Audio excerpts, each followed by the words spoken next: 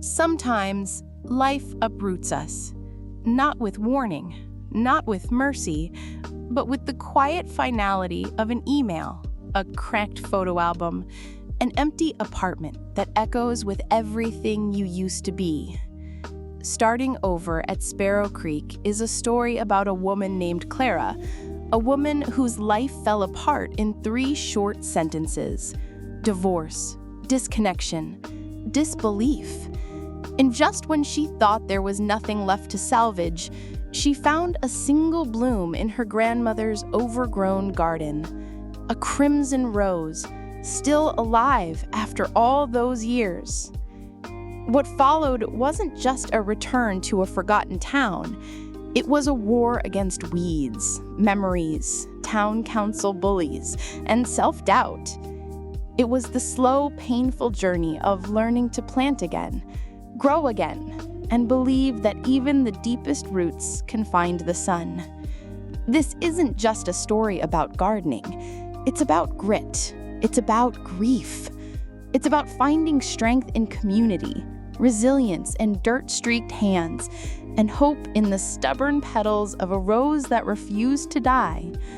Written by Autumn Wells and brought to life by the voice of Anna, this audiobook invites you into a world of forgotten paths, second chances, and the healing power of starting over. So brew a cup of something warm, settle into your favorite chair, let the world fade away, and join us in Sparrow Creek. Starting Over at Sparrow Creek by Autumn Wells. For the ones who stayed and the ones who didn't. Before the divorce, before the spreadsheets that mount down a life in neat, sterile columns, was the garden. 28 years ago, the world was a 7-year-old height, and for Clara, that world was her grandmother's backyard. The air, thick with the scent of damp earth and blooming peonies, was a perfume she thought would last forever. Bumblebees drifted between foxgloves like lazy, velvet-furred kings, and the sun filtered through the broad leaves of the climbing hydrangea, dappling the flagstone path in shifting patterns of light. It was a place of quiet magic, presided over by grandmother Ilara, a woman whose hands seemed to be an extension of the soil itself, creased with dirt, smelling of crushed mint, and always, always gentle. One bright July morning, Ilara pressed a small, thorny cutting into Clara's palm. It looked like nothing more than a stick. "It's sleeping," her grandmother whispered, her voice as soft as moss. She knelt beside a freshly turned patch of earth near the old stone wall. "It doesn't look like much now, does it?" Clara shook her head, her pigtails scraping against her shoulders. Ilara smiled, a gentle crinkling around her eyes. "Some things are like that. They get cut back, they go through a hard frost, and you think they're gone for good." She guided Clara's hands, helping her dig a small hole in the cool, dark soil. Together they tucked the cutting into the earth. As they patted the soil around its base, Ilara leaned in close. "Remember this, little bird," she said, her words a secret just for them. "Even when everything on top looks broken and bare, the roots can still be strong. They're just waiting for a little bit of sun, a little bit of care to find their way back to the light." Clara looked from the lonely stick to her grandmother's warm, steady face. She didn't understand about frosts or things being broken, not really. All she knew was the feeling of her grandmother's hand on hers, the smell of the rich soil, and the absolute certainty that in this garden, everything was safe, everything would grow.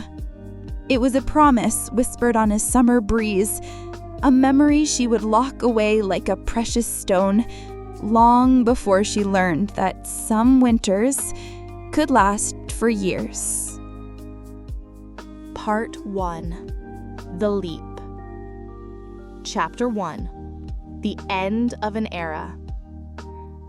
The email arrived at 10:17 a.m.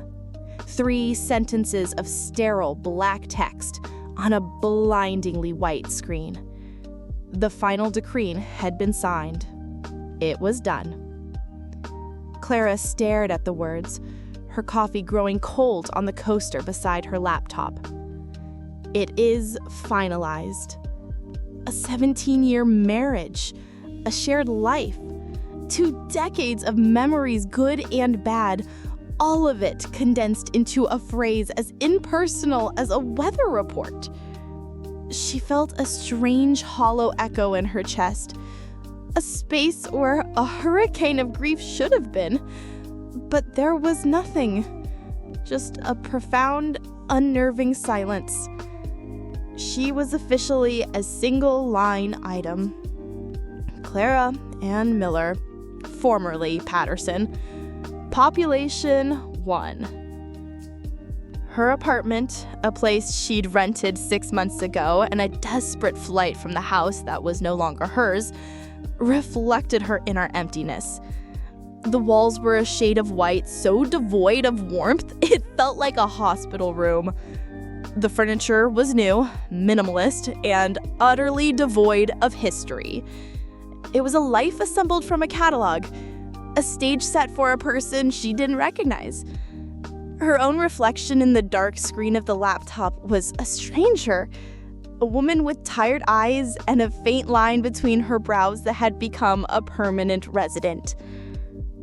She closed the laptop with a soft click. Action! Action was the antidote to numbness. That's what the therapist had said. Create small, achievable goals.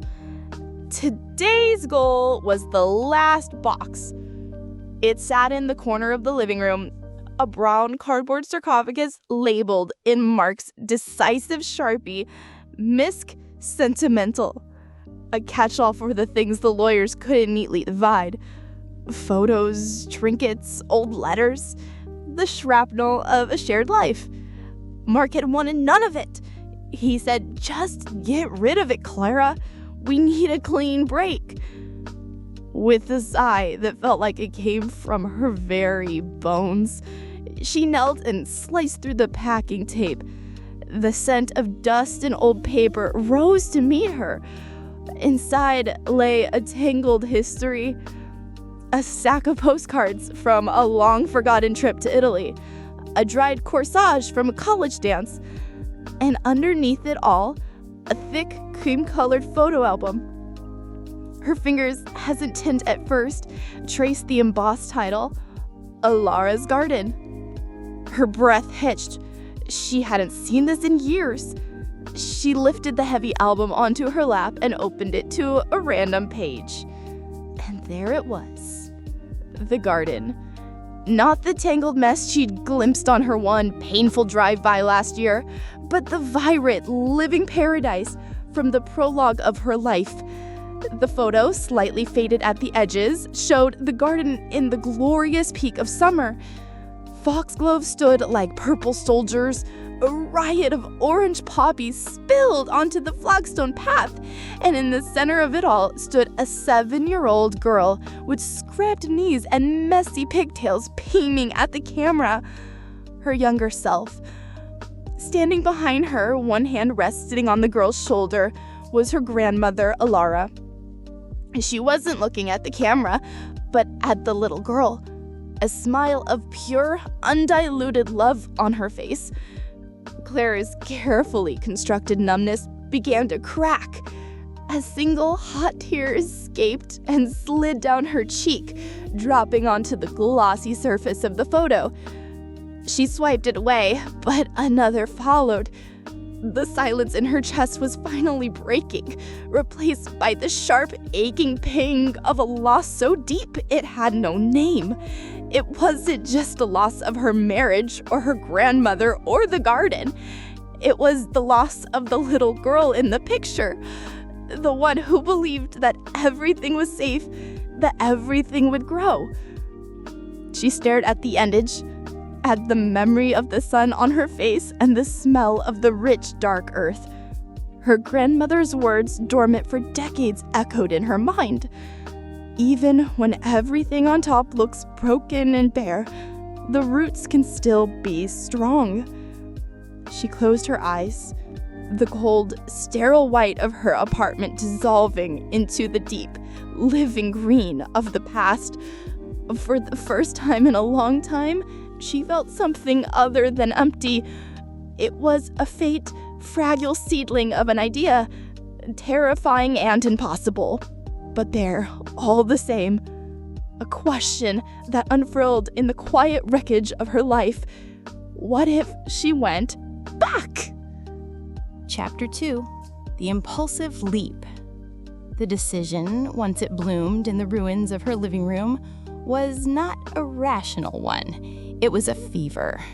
Clara spent the next 3 hours on a methodical rampage, driven by an impulse she didn't dare examine too closely.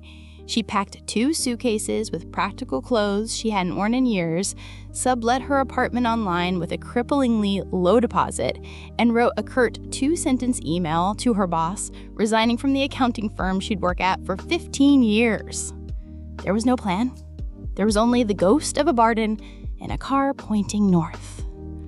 The drive was a slow exhale. The city's gray geometry gave way to rolling green hills, the concrete arteries of the highway thinning into country roads lined with ancient, sprawling oak trees. She was driving away from a life measured in billable hours and towards something wild and undefined. Mark's voice was a phantom passenger in the seat beside her. "You're being impulsive, Clara. Think it through. What's your 5-year plan?" She turned up the radio, drowning him out with a blast of static and unfamiliar pop music. Sparrow Creek hadn't changed. It was a town caught in amber, with a trotting main street, a white-steepled church, and a gentle pace that made her city-honed nerves hum. She didn't stop. She drove straight through, her heart thumping a nervous rhythm against her ribs, until she reached the turnoff onto Hummingbird Lane. And then she saw it. The house slumped. That was the only word for it. It leaned slightly to its side like a tired old woman settling into her bones. The paint, which was a cheerful butter yellow, was peeling in long strips, and the porch railings were webbed with cobwebs and decay. Yet beneath the neglect, she could see her grandmother's touch, and the scalloped trim under the eaves, the sturdy stone chimney, and the elegant shape of the windows. It had good bones. But the garden was a battlefield. It was not the gentle, ordered paradise of her memories. It was a hostile jungle. A monstrous tangle of thorny brambles and invasive vines had choked the life out of everything, wrestling the old rose bushes into submission and swallowing the flagged stone path whole. A thick, gnarled vine, as thick as her arm, had crawled up the side of the house, its leafy tendrils prying at the window frames like green, grasping fingers. It was a vision of chaos, a testament to years of abandonment. Clara got out of her car. The crunch of her shoes on the gravel driveway sounded unnaturally loud in the quiet air. She stood at the edge of the disaster, the sheer scale of the task crashing down on her like a physical weight. Hope, so bright and new in her apartment, shriveled under the relentless sun. This was a fool's errand, a romantic, stupid fantasy born of grief. Mark was right. She was impractical. She should get back in her car, drive back to the city, and beg for her sensible, soul-crushing job back. The thought brought a wave of nausea, a dizzying sense of failure that was all too familiar. She took one last defeated look at the wreckage, her eyes scanning the wall of green. And that's when she saw it. Almost hidden beneath a snarl of thorny canes, fighting for its own small patch of sunlight, was a single, defiant splash of crimson. A rose. It wasn't a perfect manicured bloom. Its petals were a little ragged at the edges, and its stem was scarred, but it was there, alive. It was a deep, velvet red, a stubborn pulse of life in a world of decay. It was, she knew with a jolt that strayed straight to her core, a descendant of the very cutting her grandmother had pressed into her hand all those years ago. Clara walked forward, her feet sinking into the overgrown lawn until she was standing before it. She reached out a hesitant hand, careful of the thorns, and gently touched a petal. It was soft, real. Her grandmother's voice echoed as clear as she was standing right beside her. The roots can still be strong. They're just waiting. A single tear tracked a path through the dust on her cheek, but this time, it wasn't a tear of sorrow. It was something else entirely. In that moment, standing before one resilient flower, the impossible task ahead didn't shrink or become easier. It just settled. It became hers.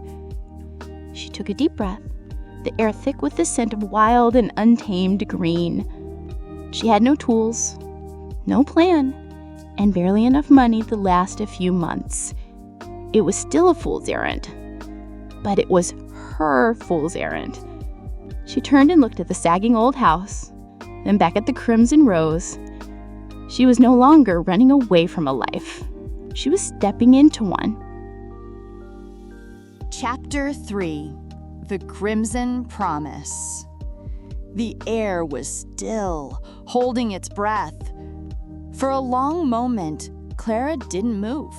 She just stood there, ankle deep in weeds, her gaze fixed on that single splash of crimson. A defiant rose holding court in a kingdom of thorns. This couldn't be a coincidence. It was growing near the old stone wall, exactly where she and her grandmother had planted that thorny sleeping stick all those summers ago. It had survived. Through years of neglect, harsh winters, and the suffocating choke of invasive vines, its roots had held fast. The familiar wave of despair, which was just cresting moments before, began to recede. It left behind not hope, that felt too large, too fragile a word, but a raw, stubborn grit she hadn't felt in years. It was the same feeling she'd had when she'd stared down a partner at the firm over a flawed audit, a quiet but unyielding refusal to accept defeat. She took a deliberate step forward, then another, pushing through the scratchy tangle of overgrown grass until she could kneel before the rose. Up close, she could see the battle it had fought. The stem was thick and woody, scarred with old wounds.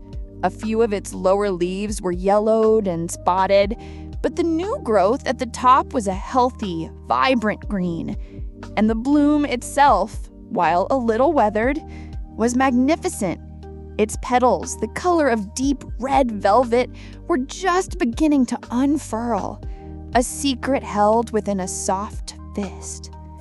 Gently, she reached out and brushed a thumb over a petal. It was softer than silk, yet resilient, alive. Even when everything on top looks broken and bare, the roots can still be strong.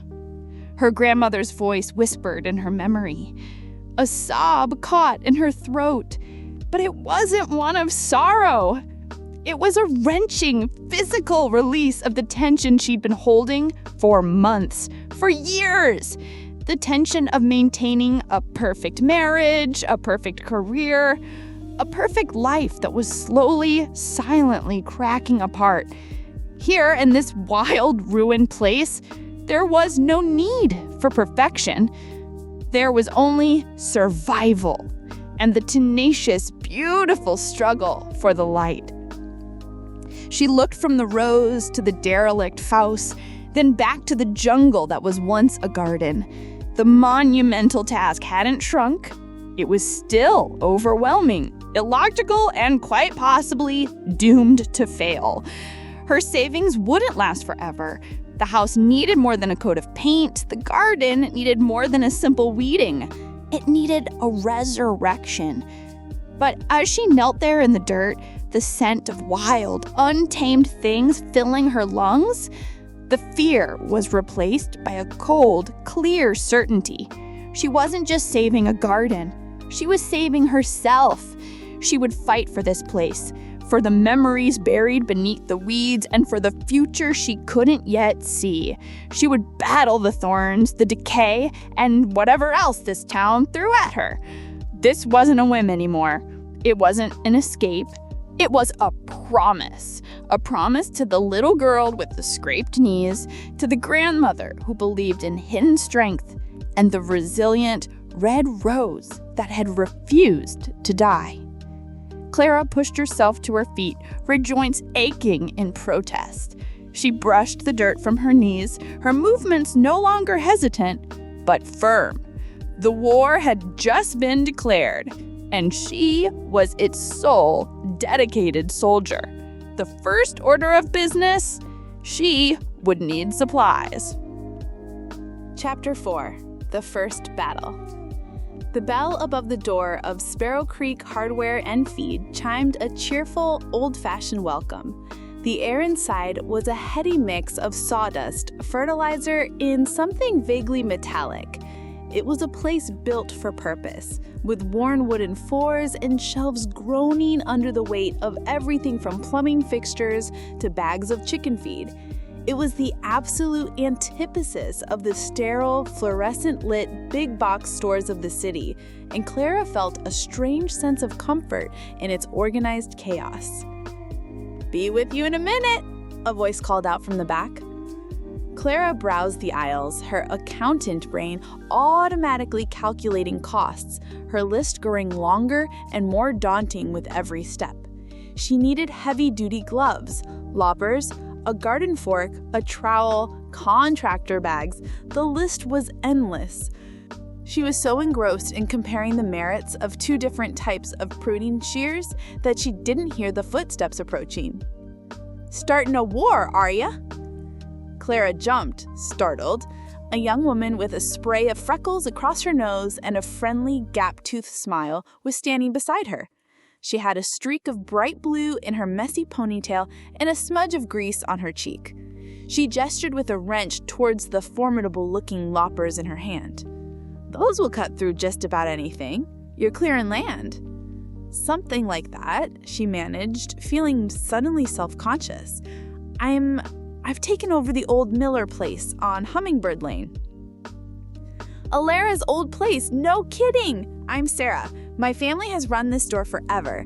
I remember sneaking into your grandmother's garden as a kid to steal raspberries. She always pretended not to see me."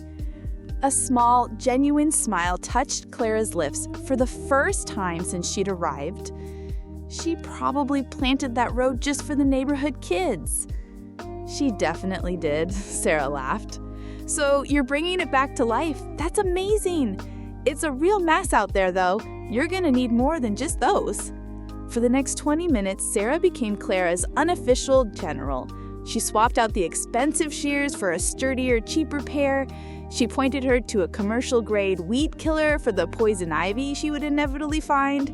She gave her a discount on a pair of thick leather work gloves. She called it the Crazy Brave New Neighbor discount, she said with a wink. Clara left the store with a pickup truck bed full of supplies she couldn't really afford and the unexpected warmth of a new ally.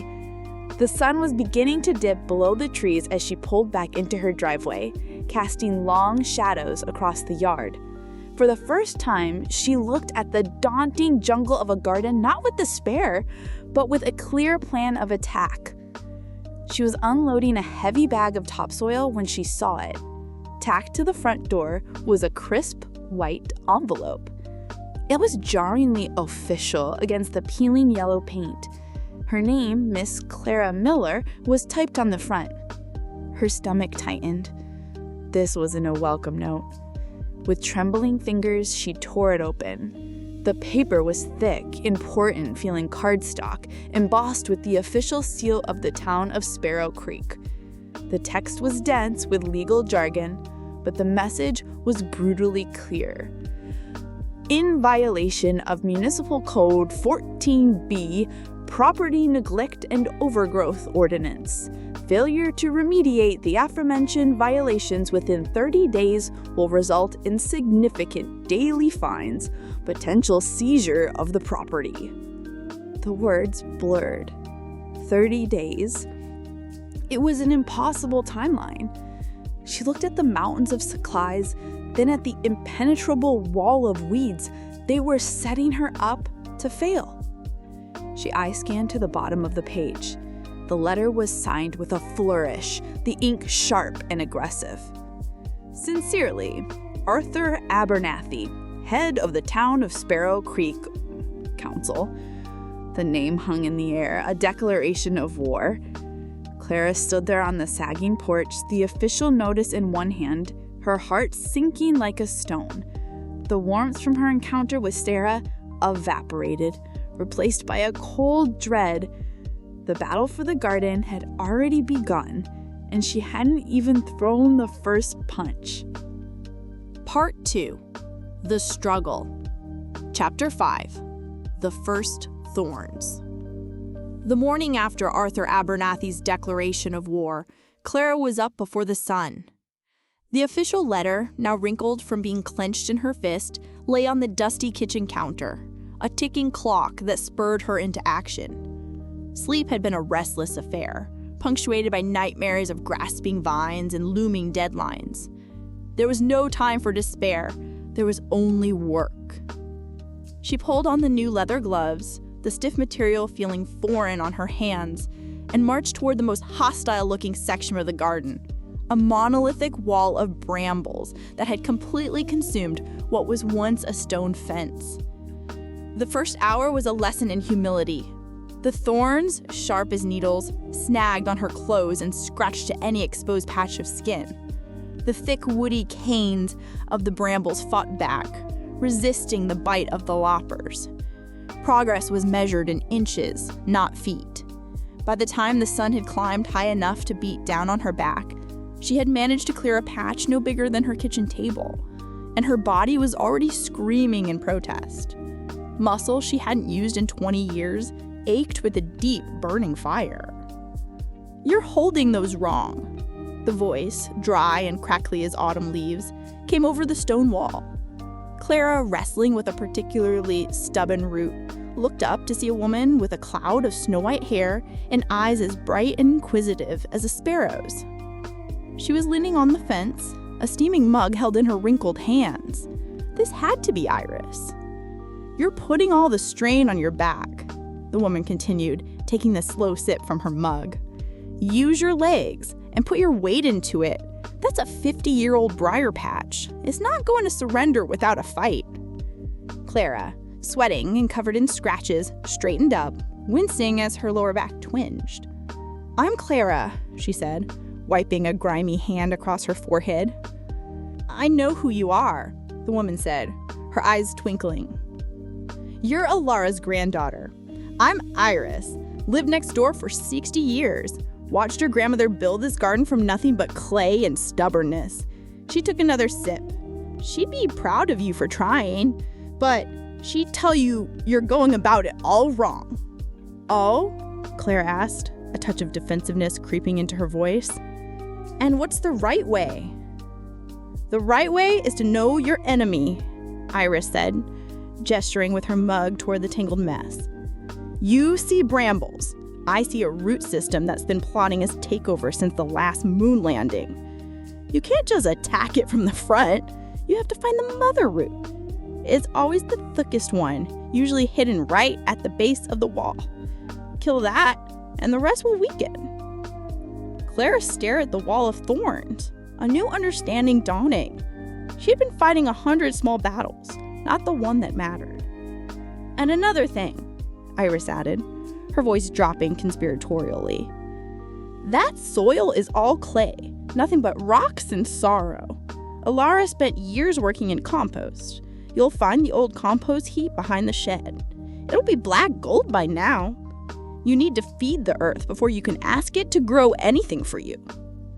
With that, Iris gave a curt nod, turned, and disappeared back toward her own house, leaving Clara alone with the silence and a head full of new and valuable information.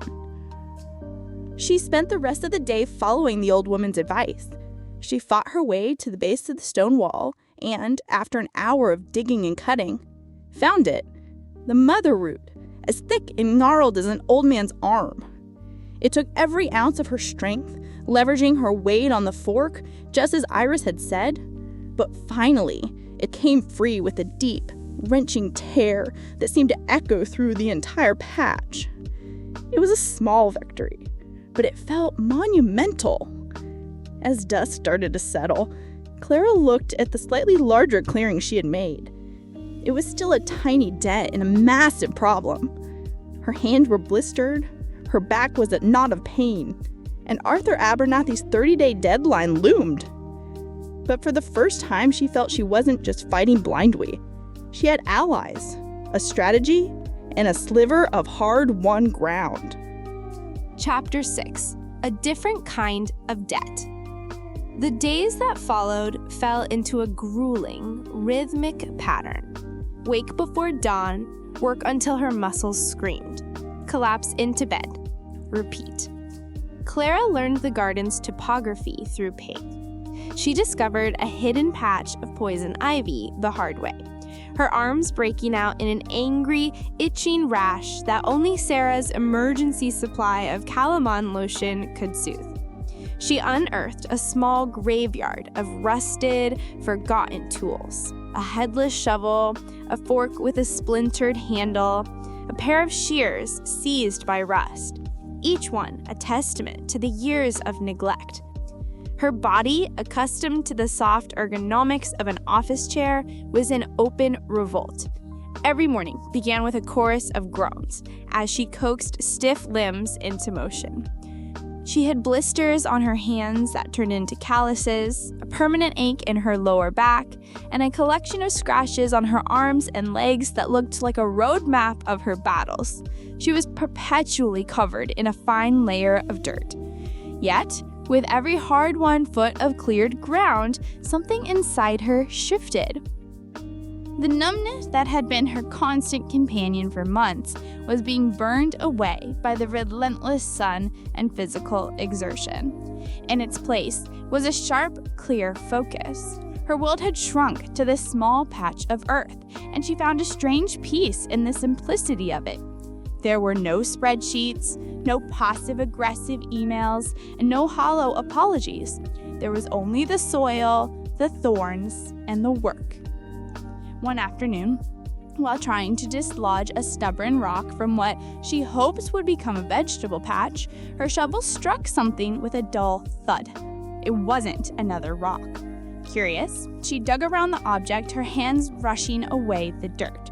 It was a small tin box, rusted at the seams. With a grunt of effort, she pried it open. Inside, nestled on a bed of faded velvet, were dozens of small paper packets. On the front of each, in her grandmother's elegant looping script, was a name: Morning Glory, blue lace; Forget-me-not, sky blue; Snapdragon, sunset mix. It was her grandmother's seed bank, a treasure chest of carefully saved potential. Clara sat back on their heels, a lump forming in her throat. It felt like a gift from the past, a vote of confidence from the woman who had started it all. She clutched the tin box to her chest, the rusty edges digging into her palms. This was more precious than gold. This was a promise of color, of life. The moment of elation was cut short that evening. After a cold shower that barely seemed to touch the grime, she sat down at the dusty kitchen table to face her other great enemy, the budget. She opened her banking app, the bright, cheerful numbers on the screen, telling a grim story. The supplies from Sarah's store had taken a huge bite. The deposit on her old apartment wouldn't be returned for weeks. Her savings, which once seemed like a respectable cushion, were draining away with alarming speed. She created a new spreadsheet, a habit she couldn't break, and began plugging in the numbers. property taxes were due soon. The house needed a new hot water heater. Her simple diet of sandwiches and canned soup still cost money. The final number at the bottom of the screen glowed a menacing red. At this rate, even with extreme penny pinching, she would be completely out of money in less than 2 months, long before the garden had a chance to bloom, long before she could even think about fixing the sagging porch or the peeling paint. Arthur Abernathy's deadline was 30 days, but this silent, more terrifying deadline was the one in her bank account. She could fight the thorns in the town council, but she had no weapon against a zero balance. The weight of it settled on her, heavier than any rock she had yet to dig up. Chapter 7. The Town Watches. News in a town like Sparrow Creek traveled faster than a dandelion seed on the wind. The story of the accountant from the city who was trying to tame Alara Miller's jungle had become a quiet, local fascination. Clara felt it every time she made a necessary trip into town.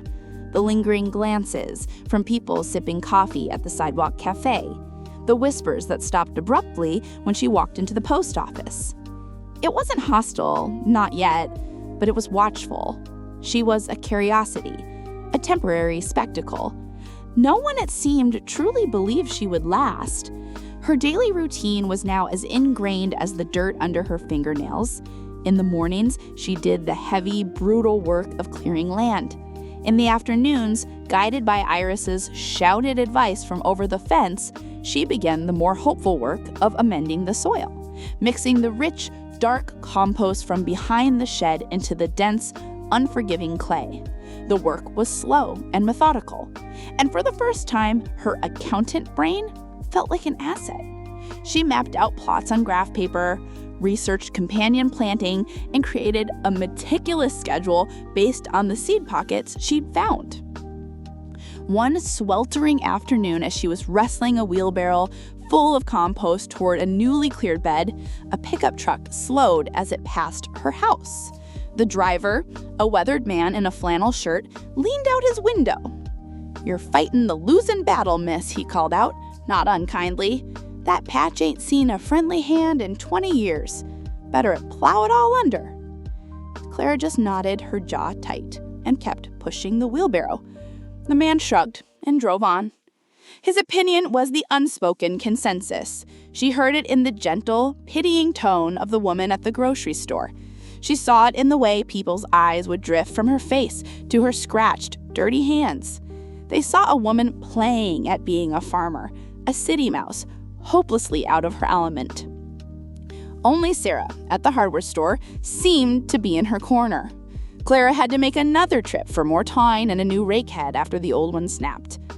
"Don't you mind them," Sarah said, ringing up the items. "This town is full of folks who have been doing things the same way for 100 years. They see something different and it spooks them. And don't pay any mind to Arthur Abernathy. He's been on a town beautification crusade ever since his wife lost the county garden show prize to a woman from Mapleton. He's got a chip on his shoulder a mile wide." The small piece of gossip was strangely comforting. It made Abernathy seem less like a faceless, bureaucratic tyrant and more like a petty, flawed human being. "He still got the whole town council on his side, though," Sarah added, her expression turning serious. "So you be careful. He doesn't like to lose." Clara left the store with that warning echoing in her ears. The town wasn't just watching her, it was taking sides. As she turned back onto Hummingbird Lane, she saw a sleek, dark sedan parked across the street from her property. Inside, a man was watching her house. It was Arthur Abernathy himself. He didn't get out. He just sat there for a long moment, his face impassive and his gaze sweeping over the piles of cleared brush, the stacks of compost bags, and this small but growing patch of dark cultivated earth. It was a look of cold, clinical assessment. Then, as if he'd seen all he needed to see, he put the car in gear and drove away. The silent, drive-by inspection was more unnerving than a shouted threat. It was a clear message. I am watching, and I am waiting for you to fail. Clara stood by her rusty mailbox, her heart hammering.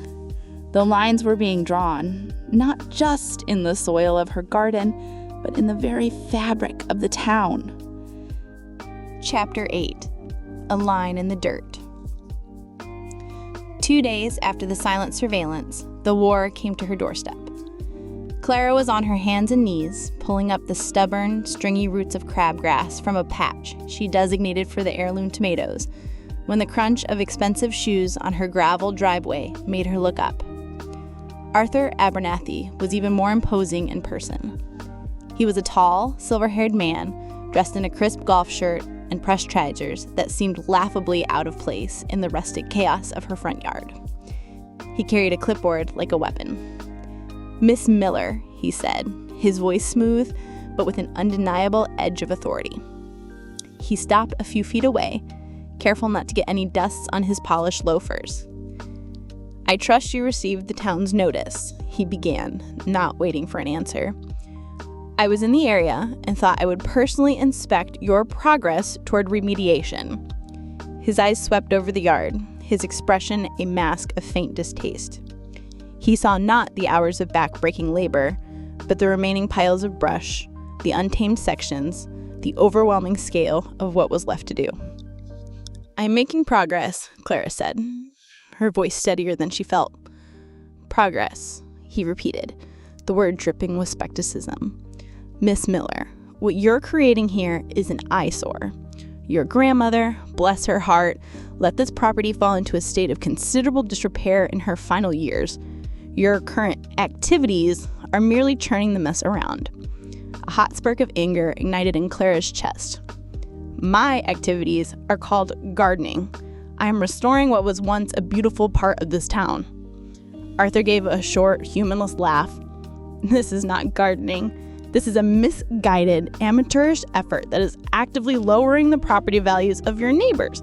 This is Hummingbird Lane, not some backwoods commune." The insult, so condescending and dismissive, struck a nerve.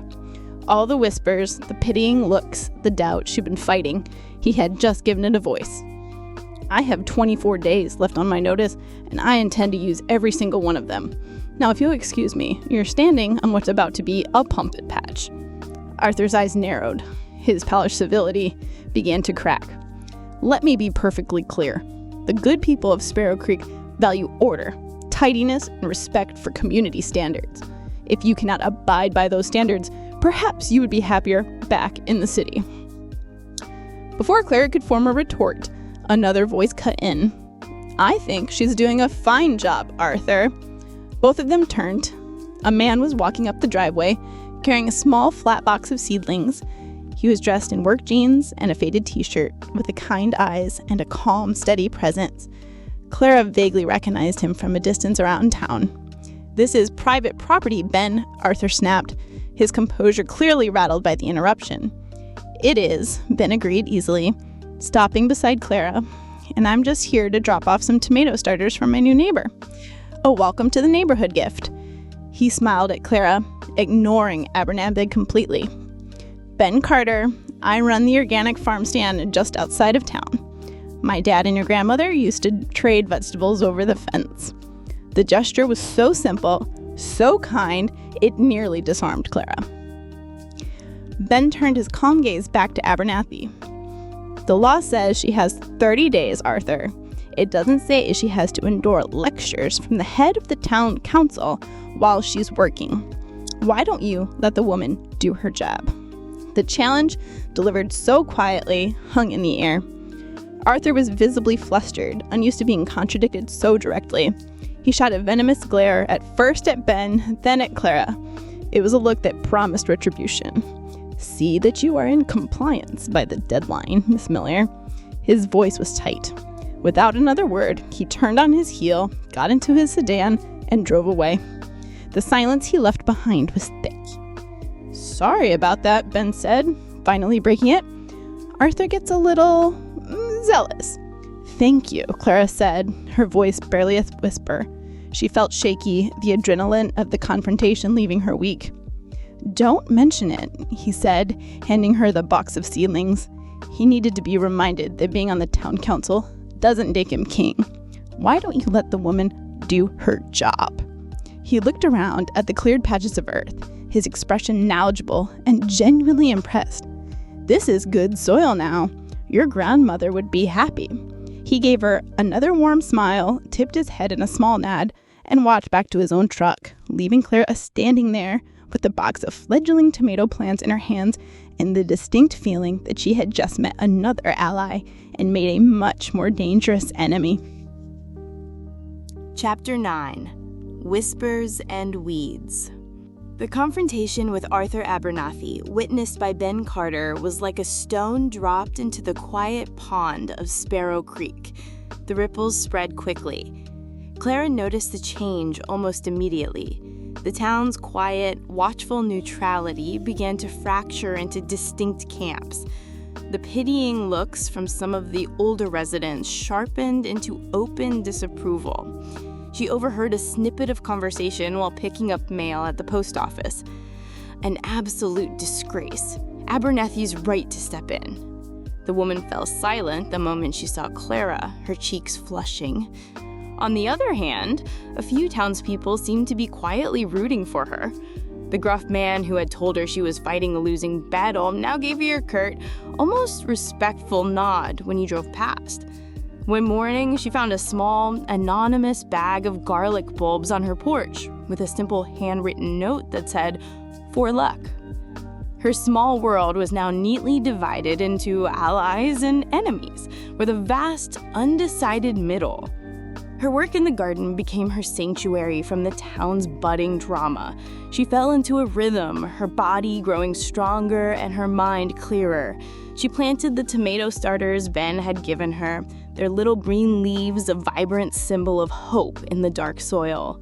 She found a strange satisfaction in the repetitive tasks, the steady rhythm of the hoe, the methodical pulling of weeds, the satisfying weight of a rock finally dislodged from the earth.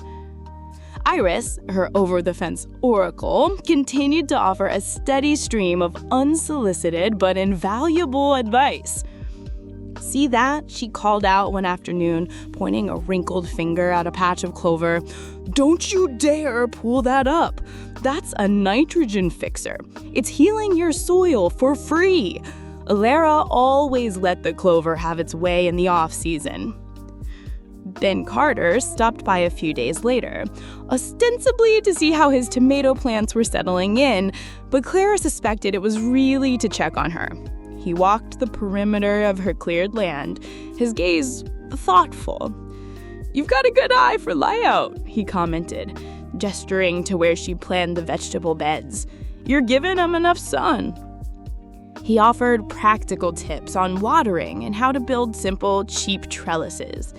He never mentioned Abernathy, but his quiet, steady support was a balm against the memory of the councilman's condescension.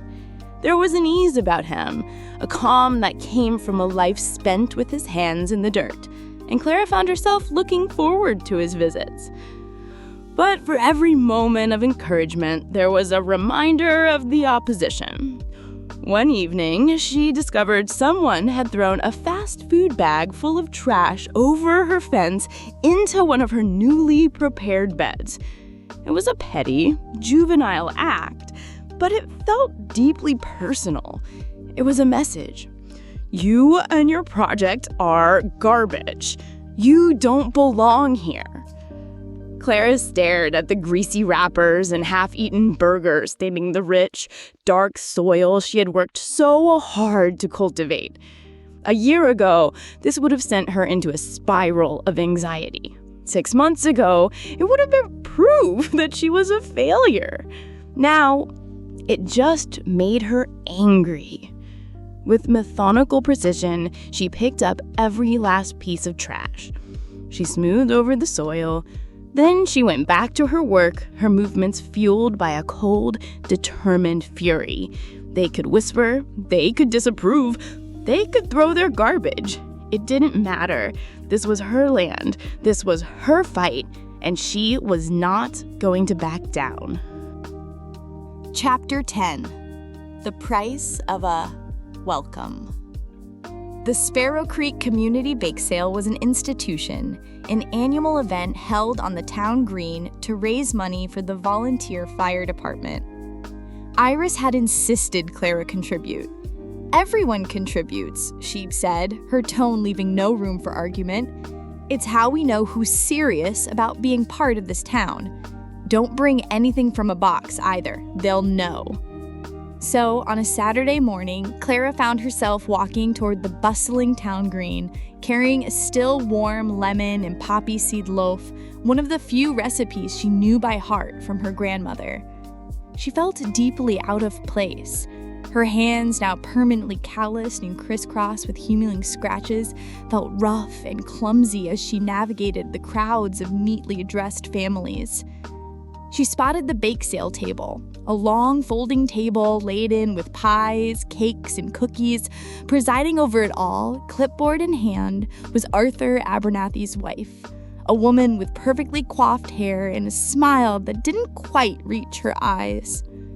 As Clara approached, a hush fell over the small group gathered at the table. Mrs. Abernathy's polite smile tightened when she saw who it was. "Miss Miller," she said, her voice dripping with false sweetness. "How unexpected." "Iris mentioned the fire department needed support," Clara said, placing her loaf on an empty spat on the table. Miss Abernathy eyed the offering as if it might be concealing a small explosive. "How lovely," she said, her gaze flicking dismissively over Clara's simple jeans and t-shirt.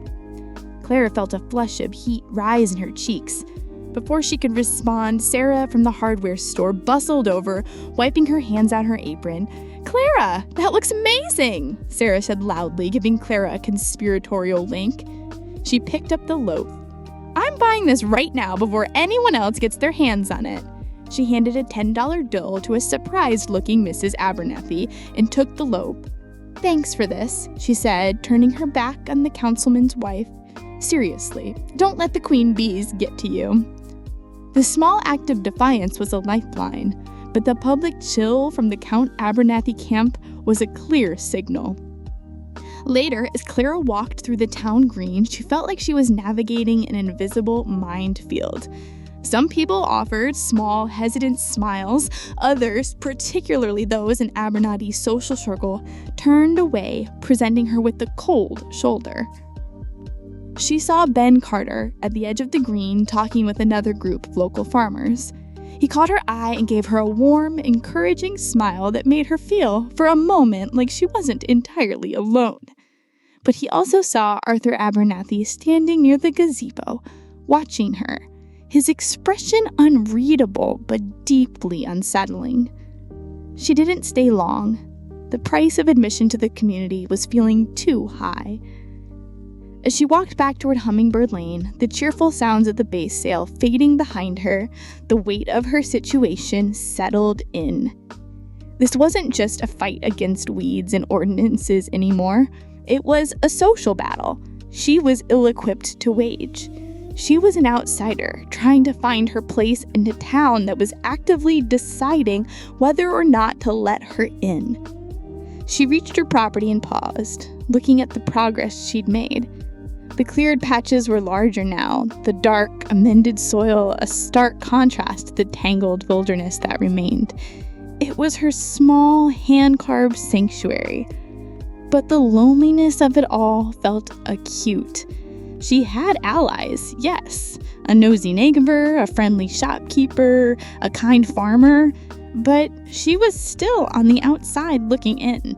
Winning the garden, she realized with a sinking heart, might not be enough to win the town. Chapter 11. A Glimmer of Hope.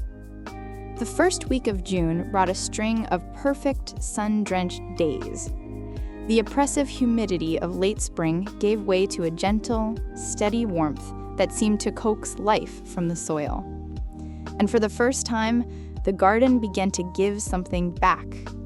It started with the tomatoes. The small, unassuming starters that Ben had given her had transformed. They were now sturdy, sprawling bushes, their leaves a deep, healthy green, and nestled among them were dozens of small, hard, pale green orbs. Fruit. Real, tangible fruit. Then, one morning, Clara was weeding near the stone wall when she saw it. A flash of impossible, electric blue. The forget-me-nots from her grandmother's seed tin had sprouted, forming a delicate cloud-like carpet at the base of the stones. Nearby, the first of the snapdragons was beginning to open, its petals a watercolor wash of pink and yellow. After weeks of wrestling with thorns, rocks, and dirt, the sudden arrival of color felt like a miracle. Clara walked the paths of her small, reclaimed territory, a sense of awe quieting the constant hum of anxiety in her mind. The neat rows of carrots and lettuce were sprouting in earnest. The zucchini plants were unfurling huge, dramatic leaves. The single defiant rose that had started it all was now covered with fat, promising buds. This chaotic, overgrown patch of land was responding to her care.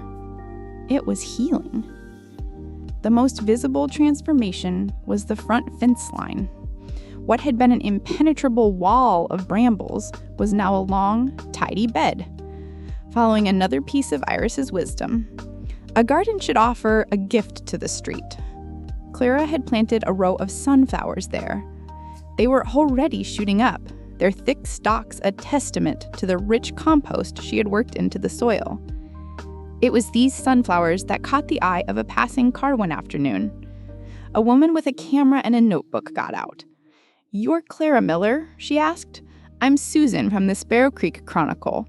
We're doing a piece on local gardens, and a few people mentioned the work you're doing here. This is wow." Clara, stunned, could only nod. Susan spent a next hour with her, asking gentle questions not just about the plants, but about her grandmother, about her connection to the property. She took photos of the new sprouts, the blooming forget-me-nots, and a portrait of Clara, smudged with dirt but smiling genuinely, holding one of the precious seed packets. The article appeared in the paper 2 days later. It was a small piece, tucked into the lifestyle section, but it was profoundly positive. The headline read, "Hummingbirdling Garden Gets a Second Chance." The article spoke of heritage, hard work, and the restoration of one of the town's forgotten beauties. The photo of Clara was the centerpiece, capturing not a defeated outsider, but a determined caretaker. The effect was immediate. A few more people waved as they drove by. Ben Carter stopped by with a grin, holding a copy of the paper. "Told you, people just needed to see you were serious." Even Iris seemed impressed.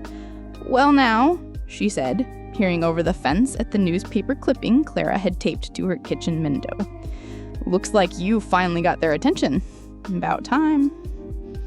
That evening, Clara sat on her porch steps, the newspaper in her lap, and watched the fireflies begin their nightly dance over the garden. For the first time, the 30-day deadline didn't feel like a guillotine. The red number in her bank account seemed a little less menacing. She had created something beautiful. People were starting to see it. For the first time since she'd arrived, she allowed herself to feel a pure, undiluted glimmer of hope. Maybe, just maybe, she was going to win. Chapter 12. The all is lost moment. The hope was a fragile, beautiful thing, and it lasted for exactly 3 days. The storm wasn't in the forecast. It rolled in from the west on its Tuesday afternoon, the sky turning from a placid blue to a bruised greenish black with terrifying speed. The first clap of thunder was a violent crack that seemed to shake the old house to its foundations. Then, the heavens opened. It wasn't just rain. It was a torrential, driving downpour, sheets of water so thick she couldn't see the end of her own driveway. Then came the hail. Clara stood at the kitchen window, her hands pressed against the cool glass, and watched in horror as icy marbles, some as big as acorns, hammered down on her fledgling garden. She could hear the sickening thud and tear as the hailstones shredded the broad, tender leaves of the zucchini plants. The delicate forget-me-nots were being pounded into the mud. The proud, young sunflowers, now nearly 3 feet tall, were being battered and bent. The assault lasted for 20 minutes, but it felt like an eternity. When it finally passed, leaving a strange, eerie silence in its wake, the sun came out, illuminating a scene of absolute devastation. Clara walked outside, her shoes sinking into the waterlogged earth. The garden was a war zone. Her neat rows of lettuce were shredded, beaten into a green pulp. The tomato plants, which had been so full of promise, were stripped of their leaves, their small green fruits knocked to the ground and bruised. The sunflowers were the worst. Their thick stalks were snapped in half, lying bent and broken like fallen soldiers. Every hour of backbreaking work, every drop of sweat, every blister and callus, all of it had been for nothing. The hail had destroyed weeks of progress in a matter of minutes. It was a vicious, indiscriminate act of nature, but it felt personal. It felt like a punishment for my brief moment of hope. As if on cue, a car pulled up. It was the mail carrier. She walked up the drive, her expression full of pity as she took in the ruined garden. She handed Clara a single crisp envelope, another official one. Numbly, she opened it. It wasn't from the town council, it was from the county tax office. A final notice. The property taxes, a son she absolutely did not have, were due in 10 days. Failure to pay would initiate foreclosure proceedings. It was the final blow. The 1-2 punch that knocked all the fight out of her. The storm had destroyed her work, and the letter had destroyed her future. She stumbled back into the house, tracking mud across the floor, and collapsed at the kitchen table. She pulled out her phone, her fingers shaking, and scrolled to a number she hadn't dialed in months. Her best friend from the city. The moment she heard her voice, the dam broke. "You were right," she sobbed, the words torn from her throat. "Everyone was right. I can't do this. The garden is ruined. There's no money. Mark was right. He was always right. I'm a failure." She cried until she was empty, her shoulders shaking with the force of her grief. The newspaper article with her smiling, hopeful face was still taped to the window, a cruel mockery of her own foolishness. The 30-day deadline, the foreclosure notice, the wrecked garden, it was an insurmountable mountain of defeat. It was over. There's nothing left to do but pack her bags and crawl back to the city, back to whatever remained of her sensible, broken life. The garden and the dream of a new beginning was well and truly dead. Part 3. The Bloom. Chapter 13. The Rally. The next morning, Clara moved through the house like a ghost. The packing had already begun in her mind. She sorted phantom piles of clothes, wrote imaginary emails begging for freelance accounting work, and tasted the bitter ash of defeat. She hadn't even bothered to get dressed, shuffling around in her pajamas, avoiding the sight of the ruined garden outside her window. The sound of a car door slamming, followed by another, barely registered. It wasn't until a sharp, insistent knock echoed through the quiet house that she was jolted back to the present. She opened the door to find Sarah from the hardware store and Iris, her neighbor, standing on her sagging porch. Sarah held a large box of donuts and Iris had travel mugs in each hand. "Heard about the storm," Sarah said, her usual bright smile softened with concern. Figured you could use some reinforcements. And some decent coffee, Iris added gruffly. You look terrible. Clara could only stare at them speechless. It's over, she finally managed to say, her voice cracking. The garden is gone. The taxes, I can't. Nonsense, Iris snapped, pushing past her into the kitchen and setting the mugs on the table. A hailstorm is just nature's way of pruning. It's a setback, not a death sentence.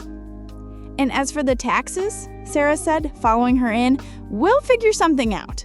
But first things first, you are not giving up. We're not gonna let you. Clara sank into a kitchen chair, the will to argue completely gone. You don't understand. There's nothing left. It's all broken. Then we'll fix it, said a new voice from the doorway. Ben Carter stood there, his expression kind but determined. Behind him, parked in his farm truck, was another and another. The gruff farmer who had told her she was fighting a losing battle was there, along with the woman from the post office and a handful of other faces she recognized from town. They were armed with rakes, shovels, and wheelbarrows. A garden is more than just plants, Clara. Your grandmother knew that. Looks like it's time the rest of Sparrow Creek remembered it too. Tears welled in her eyes, but for the first time in days, they weren't tears of despair. She looked from Ben to Sarah to Iris and then through the open door at the small army assembling in her yard. I don't know what to say, she whispered. Don't say anything, Sarah said, pushing the donut box toward her. Just eat. You can't run a work crew on an empty stomach. For the rest of the day, her property was a hive of activity. Ben, with his farmer's expertise, directed the recovery effort. They carefully staked the salvageable tomato crants, pruned the broken branches, and cleared away the debris. The gruff farmer, whose name she learned was George, showed her how to mix a compost tea to help feed the shocked roots. The postmistress, Mary, spent hours gently untangling and cleaning the mud from the forget-me-nots. There was laughter. There was chatter. The air, which had felt so heavy with defeat, was now filled with the sounds of a community at work.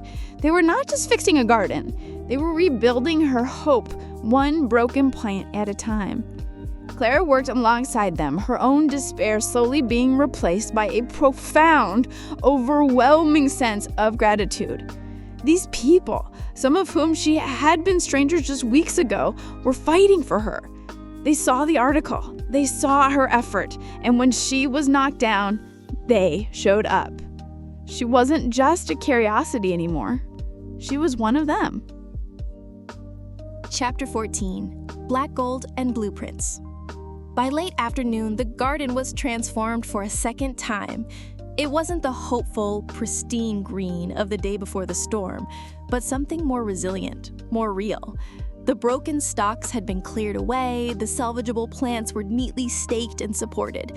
A thick, fresh layer of mulch, donated from George from his own farm, covered the beds, protecting the soil and giving everything a clean, cared-for appearance. The garden bore its scars, but it was alive and fighting. As the small volunteer army packed up their tools, leaving behind tired smiles and promises to check in, Clara stood on the porch, clutching a list. It was a list of names, people who had offered extra seedlings, places to find cheap lumber, and phone numbers for odd jobs she could do for cash. It was a tangible map of support, but it still wasn't enough to solve the tax problem. That evening as the sun set, Iris, Ben, and Sarah remained, gathered around her kitchen table.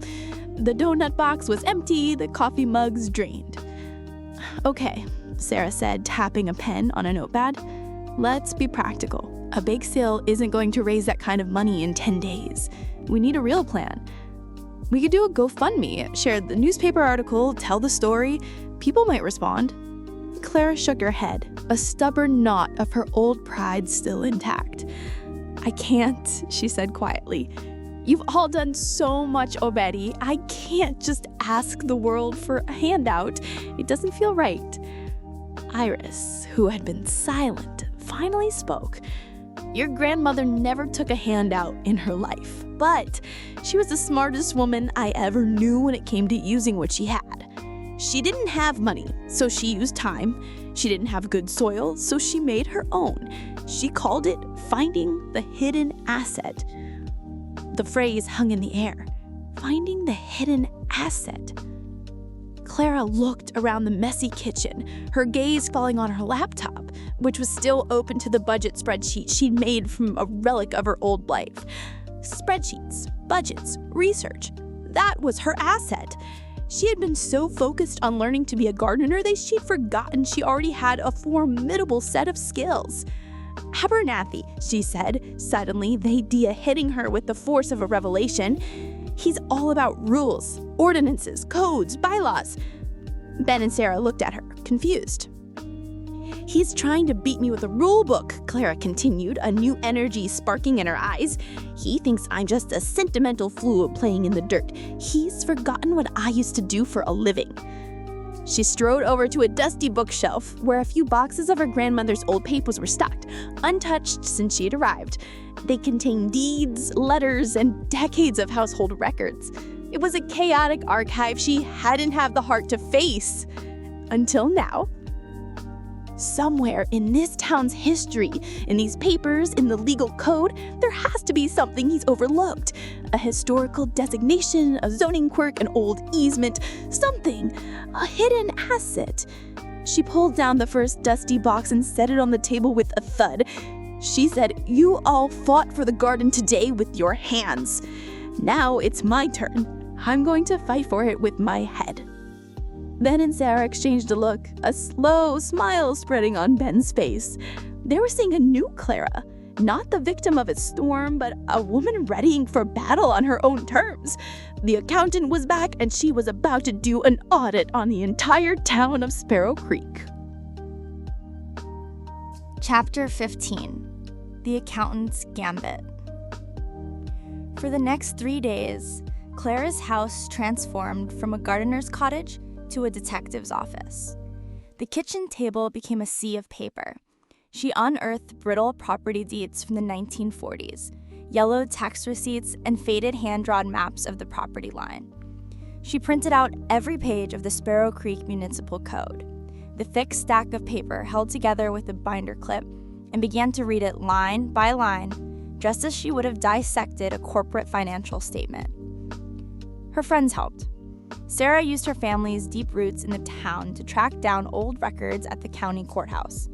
Ben, with his knowledge of local farming history, helped her decipher her grandmother's cryptic gardening journals, which were filled with notes about water rights and boundary disputes with long-dead neighbors. Iris, with her 60-year memory, was a living archive, providing context and color to the dry official documents. It was a grueling, frustrating process. The language of the town code was dense and circular, designed to be impenetrable. She cross-referenced property laws with historical society records. She followed leads that ended in dead ends. For every tiny spark of a possibility, there were 10 pages of bureaucratic jargon that extinguished it. Doubt began to creep back in. Maybe there was nothing to find. Maybe Abernathy, with his meticulous nature, had already covered all his bases. The discovery came late on the third night. Clara was bleary-eyed, fueled by lukewarm coffee, staring at a hand-drawn survey map from 1952 that her grandmother had commissioned. It was layered over a much older official-looking town plat from the early 1900s. She'd looked at it a dozen times, but this time, aided by a magnifying glass Iris had loaned her, she saw it. A faint, dotted line. It wasn't on any of the modern surveys. It was an anomaly. The line ran from the main road, cut across the very edge of her property, right where the sunflowers were planted, and continued toward the creek at the back of the town. A handwritten notation in the margin, almost faded beyond legibility, read, "Public footpath to mill, per town charter, section IV, 1888. Her heart began to hammer. She scrambled for the printout of the town charter, a document so old and archaic she had only skimmed it. There it was, section IV.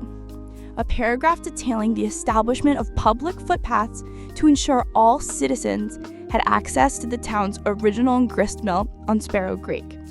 The charter stipulated that these paths, once established, were protected public rights of way in perpetuity. They could not be dissolved, built upon, or obstructed.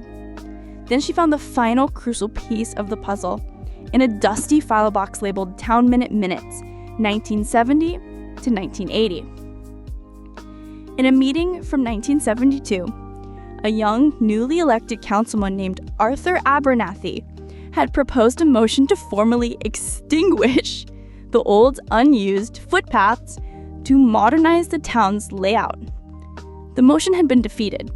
The old guard on the council had argued that the town's history was not something to be erased for convenience.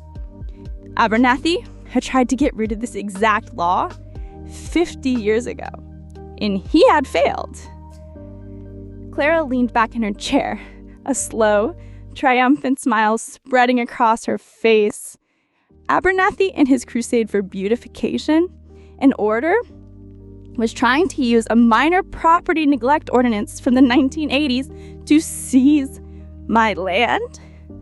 But my garden, or at least a crucial part of it, was protected by the town's very founding document from 1888. My front garden bed, the one most visible to the street, the one with the sunflowers that had been in the newspaper, wasn't just my property. It was legally, historically, and untouchably a public right of way.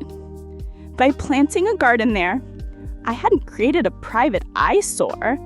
I had beautified a public path. Abernathy had based his entire case on a modern, flimsy ordinance, completely forgetting, or perhaps willfully ignoring, the ancient, unchangeable law written into the town's DNA. He had audited my property, but he had failed to audit his own town's history. It was the hidden asset, the loophole, the checkmate. I picked up my phone and sent a simple group text to Ben, Sarah, and Iris. I found it. Chapter 16, The Resolution. The Sparrow Creek Town Hall was a stuffy wood-paneled room that smelled of old paper and stale coffee. On a normal Tuesday evening, the monthly council meeting might attract a handful of residents. Tonight, it was standing room only. Word had spread. The showdown between the city woman and the council head was the only thing anyone in town was talking about. Clara sat in the front row, flanked by Sarah and Ben. Iris was a few rows back, a silent, formidable presence. Clara clutched a thin folder in her lap, her heart hammering a rhythm that was equal parts terror and exhilaration. She was wearing a simple, clean dress, a piece of armor borrowed from Sarah, but she hadn't hidden her hands. The calluses and faint scratches were a testament to her work, and she would not be ashamed of them. Arthur Abernathy sat at the head of a long table with the other 4 council members. He looked crisp, confident, and completely in control. He ran through the meeting's agenda with brisk efficiency, saving her case for last. "Finally," he said, adjusting his glasses and looking out at the crowd, "we come to the matter of the property at 417 Hummingbird Lane." He slid a stack of glossy 8x10 photos across the table for the other council members to see. They were photos of her garden, taken the day after the hailstorm, a landscape of ruin and devastation. As you can see, despite a 30-day notice, the property remains in an extreme neglect, constituting a clear and ongoing violation of Municipal Code 14B. He looked directly at Clara. "Miss Miller, do you have anything to say before the council votes on levying the fines and proceeding with further action?" This was it. Clara took a deep breath, stood up, and walked to the small lectern facing the council. "Yes, Mr. Abernathy, I do," she said, her voice clear and steady. She opened her folder. "You are correct. My garden was hit by a severe hailstorm. But what you failed to show the council are the photos from the day before the storm, which were published in the Sparrow Creek Chronicle, showing a thriving garden. And what you also failed to show them are the photos from today, after the community," she gestured to the packed room, "rallied to help save it." A murmur went through the crowd. Abernathy's jaw tightened. "But that's not actually why I'm here," Clara continued, her confidence growing. "I'm not here to ask for an extension or an exemption. I'm here to talk about a different law, a much older one." She placed a document on the lectern. It was a copy of the 1888 Town Charter. According to Section IV of the town's founding charter, the strip of land along the front of my property is, and I quote, "a protected public footpath in perpetuity. It cannot be obstructed and it cannot be dissolved." She then placed another document beside it. And according to the town council minutes from October 1972, a motion to extinguish these footpaths was proposed by a then junior councilman. She looked directly at Abernathy, whose face had gone pale. A motion that was soundly defeated.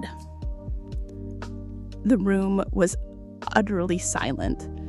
The other council members were leaning forward, staring at the documents, then at Abernathy. Clara pressed her advantage. "Mr. Abernathy, your entire case is based on the idea that I have a private property, neglected property. But the most visible part of my garden, the part that you have photographed as evidence, is legally a public space. A space that I, as a citizen of this town, have taken it upon myself to beautify. I haven't created an eyesore. I have restored a public asset, free of charge." She paused, letting the words sink in.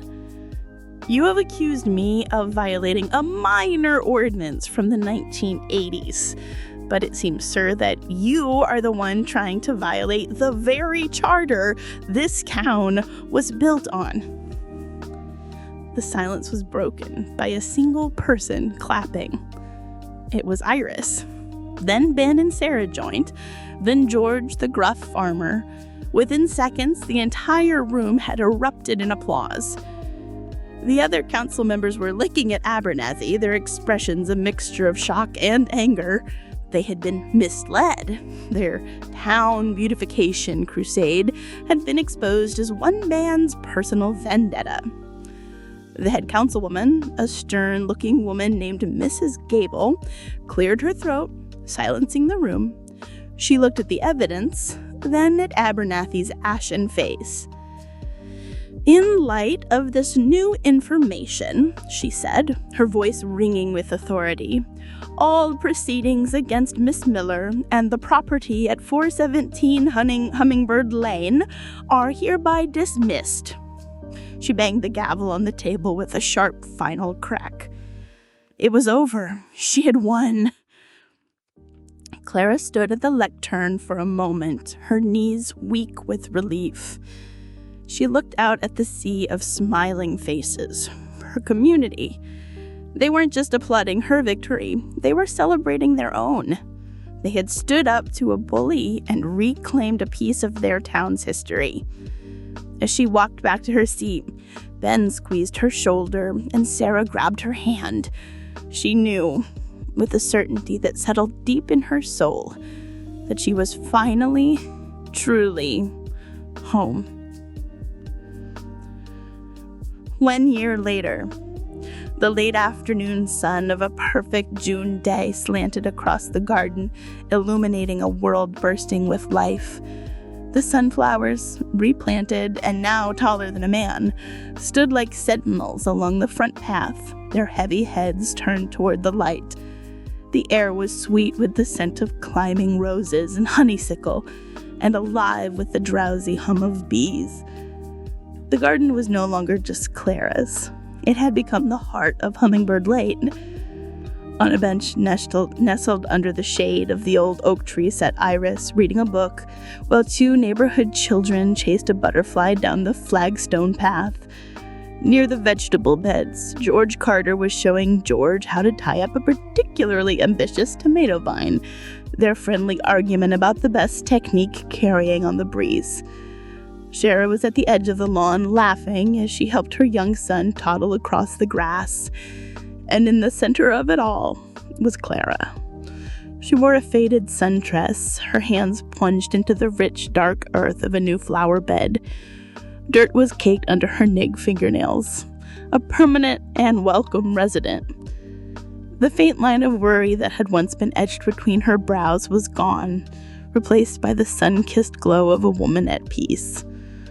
The garden had thrived beyond her wildest dreams. The front path, officially recognized by the town as the Alara Miller Memorial Footpath, was a riot of color that brought visitors from all over the county. She sold her organic vegetables and flowers at a small honor system cart at the end of her driveway, the modest income more than enough to pay the taxes and keep her afloat. After his public humiliation, Arthur Abernathy had quietly resigned from the town council. The new council, led by Mrs. Gable, had even given Clara a small grant from the Town Beautification Fund to help maintain the public footpath. It was a delicious irony she savored every time she cashed the check. Clara looked up from her work, a slow smile spreading across her face as she watched her friends, her family, enjoying the sanctuary she had built. The sterile, white apartment, the spreadsheets, the hollow ache of her old life, it all felt like a story that had happened to someone else. Then brought her eye from across the yard and smiled, a warm, easy smile that still made her heart skip a beat. Their friendship had quietly, naturally blossomed into something more, something as sturdy and reliable as the old oak tree.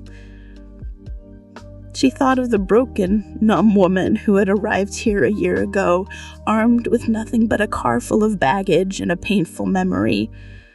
She had come looking for a garden, a place to hide, but she had found something else entirely. She had found a community. She had found a purpose. She had found herself. Her grandmother had been right. The roots had been strong all along. They were just waiting for a little bit of sun, a little bit of care, and the courage to find their way back to the light. And here, in the heart of her grandmother's garden, surrounded by love and life, Clara was finally, brilliantly, in full bloom. And that was Starting Over at Sparrow Creek by Autumn Wells, a story about silence and snowfall, about losing what once made you whole and learning how to rebuild from the pieces.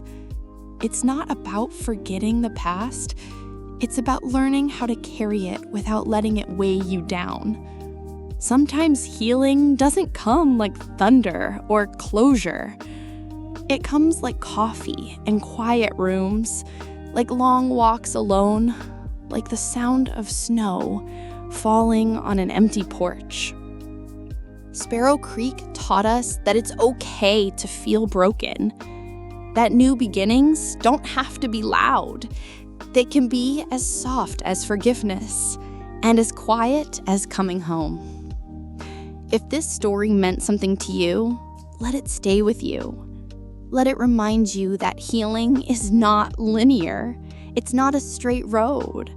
It's a winding creek. Thank you for spending time here. If you found comfort in this story, share it with someone who might need it. Until next time, may your fire always burn warm, and may you always find your way back to Sparrow Creek.